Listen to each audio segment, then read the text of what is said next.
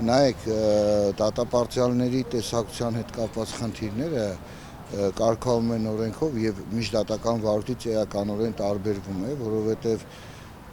քրեակատարողական արդեն օրենսգիրքն է գործում եւ այդ դեպքում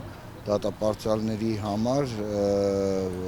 եթե դատապարտյալը գտնում է որոշակի իրավական փուլում, իրավական դատավարական փուլում եւ ունի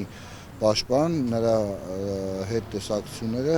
անսահմանափակ հնարավոր են եւ կարող են կատարվել, դրա համար խոչընդոտ չի կարող լինել։ Իսկ եթե դատապարտյալը որևէ ինչ-որ խորհրդատվություն է ուզում ստանալ կամ որևէ այլ կերպ ինչ-որ իրավական օգնություն է ուզում ստանալ, դա միայն աշխատանքային ժամերին է հնարավոր, որը որ կարգավորվում է ելի մասում օրենքով։ Այստեղ չի գործում պաշտպան եւ վստահորդ իրավավիճակը, այստեղ գործում է դատապարտյալ, պաշտպան կամ փաստաբան կամ իրավապաշտպան իրավահարաբերությունները։ Սա է խնդիրը, երևի դրա հետ կապված հնարավոր է որոշակի սահմանափակումներ, բայց այդ սահմանափակումները միշտ են եղել, այնպես չի որ դա նոր է, միշտ են եղել եւ